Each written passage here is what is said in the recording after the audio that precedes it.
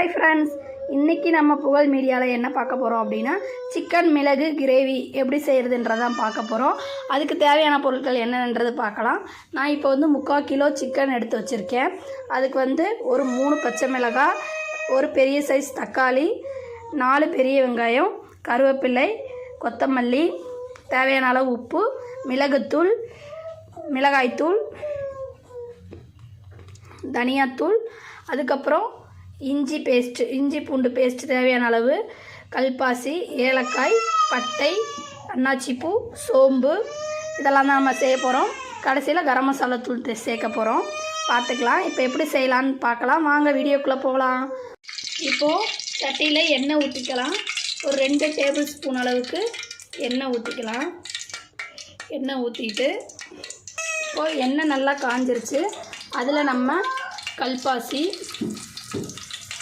பூ, பட்டை, ஏலக்காய், சோம்பு,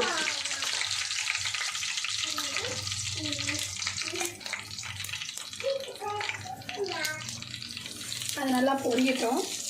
பொரிஞ்சதுக்கப்புறம் நம்ம எடுத்து அரிஞ்சு வச்சுருக்க வெங்காயத்தை பொடி பொடியாக நறுக்கின வெங்காயத்தை உள்ளே போடலாம். வெங்காயம் நல்லா டீப் ஃப்ரை ஆகட்டும், அது வரைக்கும் வெயிட் பண்ணுங்கள். இப்போது வெங்காயம் நல்லா பொன்னிறமாக வதங்கியிருக்கு. இன்னும் நல்லா வதங்கிறதுக்கு இது கூட கொஞ்சம் நம்ம உப்பு ஆட் பண்ணிக்கலாம். அதுக்கப்புறம் இது கூடவே நம்ம 2-3 பச்சை மிளகாய் ஆட் பண்ணிக்கலாம். கொஞ்சமாக கருவேப்பிலையும் சேர்த்துக்கலாம். இப்போ இது நல்லா பொன்னிறமாக நல்லா வரட்டும். நம்ம அதுக்கப்புறம் என்ன ஆட் பண்ணுறதுன்றதை பார்க்கலாம். அதுக்குள்ளே நீங்கள் என்ன பண்ணுறீங்க அப்படின்னா சிக்கனை நல்லா உப்பு மஞ்சத்தூள் போட்டு நல்லா டீப்பாக 2 or 3 டைம்ஸ் நல்லா கழுவி க்ளீனாக எடுத்து தண்ணியை வடித்து வச்சுக்கோங்க. அப்போ உங்களுக்கு இன்னும் நல்லாயிருக்கும், செய்கிறதுக்கு டேஸ்ட்டாகவும் இருக்கும். நல்லா ஃப்ரெஷ்ஷான சிக்கனாக பார்த்து எடுத்துக்கோங்க. ஓகேங்களா? வாங்க. வெங்காயம் இந்த மாதிரி நல்லா செவந்து நல்லா வெந்திருக்கு. இப்போ இது கூட நம்ம 2 ஸ்பூன் அளவு இஞ்சி பூண்டு பேஸ்ட் ஆட் பண்ண போகிறோம்.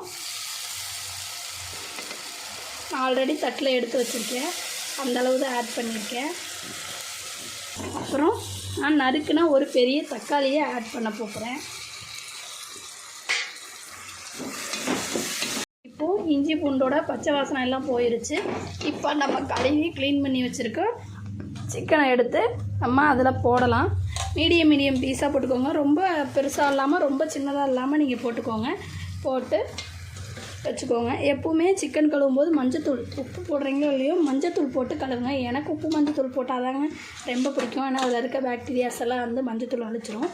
அதனால் நான் எப்போவுமே மஞ்சத்தூள் போட்டு தான் நான் செய்வேன். இதோ மீடியமான சைஸில் எல்லாம் ஈவனாக ஒரே மாதிரி இருக்க மாதிரி கட் பண்ணியாச்சு. இப்போ இதெல்லாம் போட்டு நல்லா மிக்ஸ் பண்ணி விட்டுக்கோங்க. பிடிச்சிருந்தால் லைக் பண்ணுங்கள், ஷேர் பண்ணுங்கள், உங்கள் ஃப்ரெண்ட்ஸ்க்கு எல்லாருக்குமே ஷேர் பண்ணுங்கள். நீங்கள் செஞ்சு சாப்பிட்டு பாருங்கள், நிஜமாலே ரொம்ப நல்லாயிருக்கும். இப்போ இதை நல்லா மிக்ஸ் பண்ணி விட்டாச்சு. மிக்ஸ் பண்ணதுக்கப்புறம் இதை ஒரு மூடி போட்டு ஒரு 10 மினிட்ஸ் நல்லா வேக விட்டுறலாம். மீடியம் ஃப்ளேமில் வச்சு வேக விட்டுருங்க. இப்போது 10 மினிட்ஸ் ஆயிடுச்சு. நம்ம திறந்து பார்க்கலாம் எப்படி இருக்குது அப்படின்றத. பாருங்கள், நம்ம தண்ணியே ஊற்றாமல் எந்த அளவுக்கு தண்ணி கறியிலேருந்து பிரிஞ்சு வந்திருக்குண்டு. இப்போ இதை ஒரு கிண்டி விட்டுலாம்.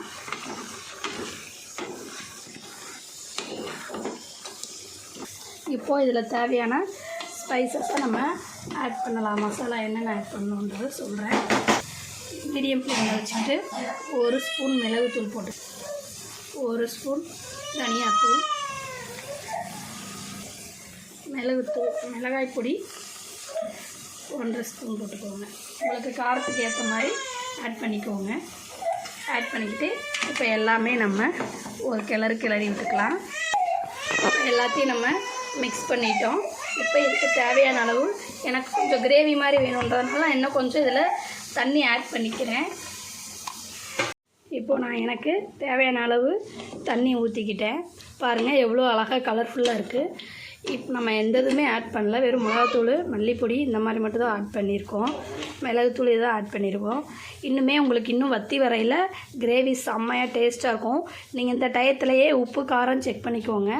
உங்களுக்கு உப்பு கம்மியாக இருந்தால் கொஞ்சம் ஆட் பண்ணிக்கோங்க. எனக்குமே கொஞ்சம் கம்மியாக இருக்க மாதிரி தெரியுது, அதனால நான் இன்னும் கொஞ்சம் உப்பை ஆட் பண்ணிக்கிட்டேன். உங்களுக்கு வேணும்னாலும் நீங்கள் ஆட் பண்ணிக்கோங்க. இல்லை உங்களுக்கு ஓகே அப்படின்னா நீங்கள் இதோட ஸ்டாப் பண்ணிக்கலாம். இதே உங்களுக்கு காரம் ரொம்ப அதிகமாகிருச்சு, இல்லை எனக்கு காரம் கம்மியாக வேணும்னா நீங்கள் நான் போட்ட இன்க்ரீடியன்ட் அளவுலேருந்து நீங்கள் இன்னும் கொஞ்சம் கம்மி பண்ணிக்கோங்க. உங்கள் வீட்டில் இருக்கவங்க டேஸ்ட்டுக்கு ஏற்ற மாதிரி குறைச்சிக்கோங்க. பாருங்கள், குழம்பு நல்லா கொதிக்குது. மறுபடியும் இதை ஒரு 10 நிமிஷம் நம்ம மூடி வச்சிடலாம். 10 நிமிஷம் ஆயிடுச்சு. வாங்க ஓப்பன் பண்ணி பார்க்கலாம். எவ்வளோ கலர்ஃபுல்லாக செம்மையாக இருக்குது பாருங்கள். இப்போ நீங்கள் கறி வெந்துருச்சா அப்படின்னு பார்க்கணும் அப்படின்னா ஒரு பீஸ் எடுத்து ஒரு ஸ்பூனை எடுத்து வெட்டி பாருங்கள். அது நல்லா வெந்திருக்கு. பாருங்கள், ஸ்பூன் உள்ளே போகுது, கறியை பிரித்து விடுற அளவுக்கு போகுது. நல்லாவே வெந்திருக்கு உப்பு போல். இந்த ஸ்டேஜில் நம்ம இப்போ என்ன செய்யலான்னு பார்த்தீங்க அப்படின்னா, ஸ்டவ்வை லோ ஃப்ளேமில் வச்சுட்டு கடைசியாக நமக்கு தேவையான அளவு கரம் மசாலா தூள் நம்ம போடுறோம். 1 ஸ்பூன் அளவு போட்டுட்டு அது கூடவே பொடி பொடியாக நறுக்கி வச்ச மல்லித்தழையை நம்ம போடுறோம். கொத்தமல்லி தழையை நம்ம போட்டோம் அப்படின்னா நமக்கு வேலை முடிஞ்சிச்சு. இப்போ நம்ம ஸ்டவ் ஆஃப் பண்ணிடலாம். ஆஃப் பண்ணிவிட்டு இதை ஒரு கிண்டு அப்படியே கிண்டி விட்டு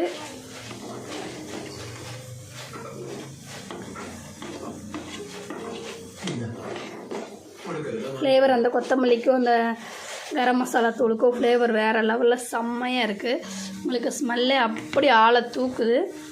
இப்போ இப்படியே ஒரு 10 நிமிஷம் மூடி வச்சிட்டோம் அப்படின்னா குழம்பு செம்மையாக செட் ஆயிரும். இப்போது 10 மினிட்ஸ் ஆகிடுச்சு. பாருங்கள், குழம்பு எவ்வளோ அழகாக செட் ஆகிருக்கு அப்படின்ட்டு. இதோ கிரேவி பதத்துக்கே வந்துடுச்சு. இப்போது சூடான சாப்பாடு கூட இந்த சுட சுட சாப்பாடு, இந்த கிரேவி, சப்பாத்தி, தோசை, இட்லி எல்லாத்துக்கும் வச்சு நம்ம சாப்பிடும்போது வேறு லெவலில் டேஸ்ட் இருக்குங்க. பாருங்கள், கலர் காம்பினேஷனே எவ்வளோ அழகாக இருக்குண்டு வெந்திருக்கு. டேஸ்ட்டும் செம்மையாக இருக்குங்க. ஓகே, தேங்க்யூ வாட்சிங் புகழ் மீடியா. உங்களிடமிருந்து விடைபெறுவது உங்கள் சித்ரா. நம்ம சேனலை லைக் பண்ணுங்கள், ஷேர் பண்ணுங்கள், சப்ஸ்கிரைப் பண்ணுங்கள். மறக்காமல் பெல் ஐக்கானை கிளிக் பண்ணுங்கள்.